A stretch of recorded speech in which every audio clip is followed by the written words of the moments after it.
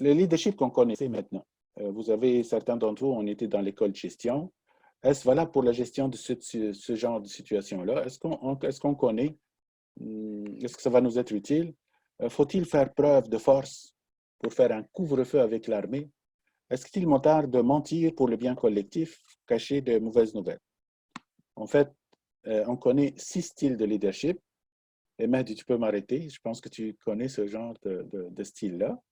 Donc, les styles de leadership connus, en fait, il n'y a pas un style qui est meilleur que l'autre. Tout le monde ici a un permis de conduire?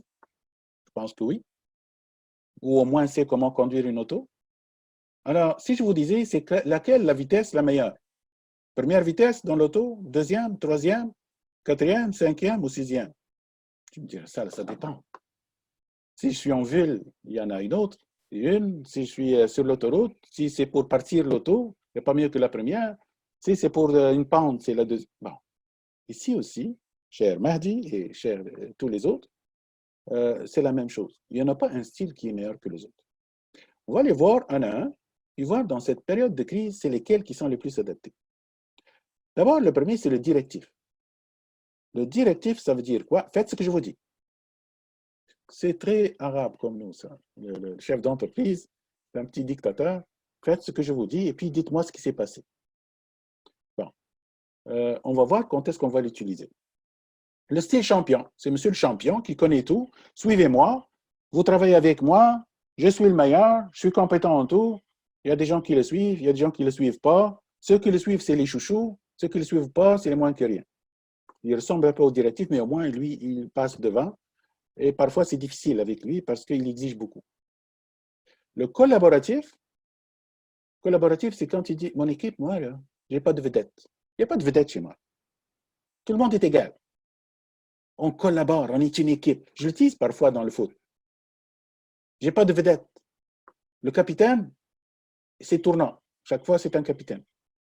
La prime de service, elle est partagée équitablement entre tout le monde. Un vrai communisme. Alors, est-ce que c'est bon ou pas bon? Ben, c'est sûr que les personnes qui sont très performantes ne vont pas aimer ça. Parce qu'ils travaillent, mais ils sont valorisés comme les autres. Qui va aimer travailler avec toi?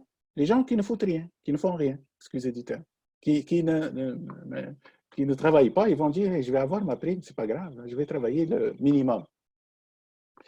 Par contre, quand est-ce qu'on va utiliser ça? Quand mon équipe est divisée. Tu as dit quelque chose de bien, Yacine, le team building. Team building, ça va créer quoi? Ben, tout le monde est égal, tout le monde est dans la joie, on est une équipe.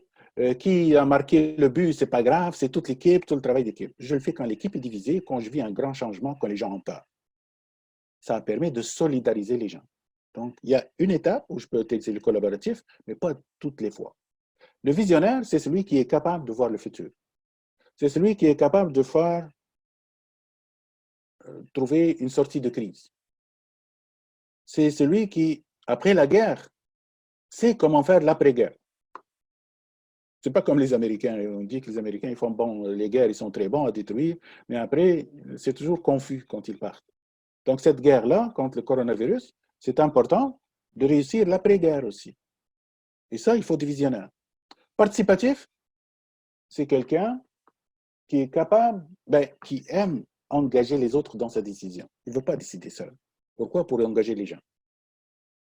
Mais écoute, il y a des situations, parfois, où on demande à la personne, hey, on aimerait que tu prennes tes décisions toi-même. Perds beaucoup de temps dans des réunions. Il ne faut pas faire ça tout le temps. Donc, il ne faut pas non plus faire tout le temps de participatif. Le coach, c'est bon, mais on ne va pas coacher les gens quand il y a le feu. Peut-être on va prendre le coach pour la période de développement, mais peut-être pas avec quelqu'un qui n'accepte pas le coaching. Coaching, c'est avec les gens qui l'acceptent. C'est un contrat à responsabilité partagée. Toi, tu veux être coaché, moi, je veux te coacher. Mais pas l'imposer à quelqu'un parce qu'il ne te coûtera pas. Il dit, dis-moi ce qu'il faut faire, je vais le faire. OK? Alors, il n'existe pas de mauvais style de leadership, mais possible qu'il n'est pas appliqué au bon moment. Moi, je vais utiliser pour la crise plutôt 4 styles de ces 6-là qui sont les plus utilisés. Ça ne veut pas dire que les autres ne sont pas utilisés. Et je vais vous dire pourquoi. Et surtout, choisir dans quelle période je vais utiliser tel style. Au début, phase 1, phase 2, phase 3, phase 4. Alors, le style de leadership directif. Ça veut dire quoi, directif? Donner des ordres. Ça veut dire confinement avec l'armée et la police. Il est utilisé en plein pic de la crise et aux périodes critiques afin d'imposer des mesures importantes. Quand est-ce qu'on va l'utiliser? Quand le risque est tellement important, c'est un risque de mort, qu'il faut appliquer les instructions. Quand les gens ou une partie n'appliquent pas les recommandations et quand une insubordination minime peut avoir des conséquences graves sur la sécurité et la viabilité du reste de la production, alors là, j'utilise le directif. Je pense que, je ne sais pas comment au Maroc, mais en Tunisie, par exemple, ou même au Canada, c'est la même chose. Ça veut dire, au début, on n'a pas cherché le directif. On a cherché de donner des conseils. Éloignez-vous, ne faites pas ça, lavez-vous les mains. Et ensuite, ils ont vu que les gens n'appliquent pas. Ben, au moins, il y a une minorité qui n'applique pas. Alors, on a utilisé l'armée. Couvre-feu, personne ne sort. Plus de café, plus de restaurants. Par contre, au Suède ou en Allemagne, ils n'ont pas utilisé ça. Donc, il n'y a pas eu l'armée, il n'y a pas eu rien, mais c'était comme des recommandations.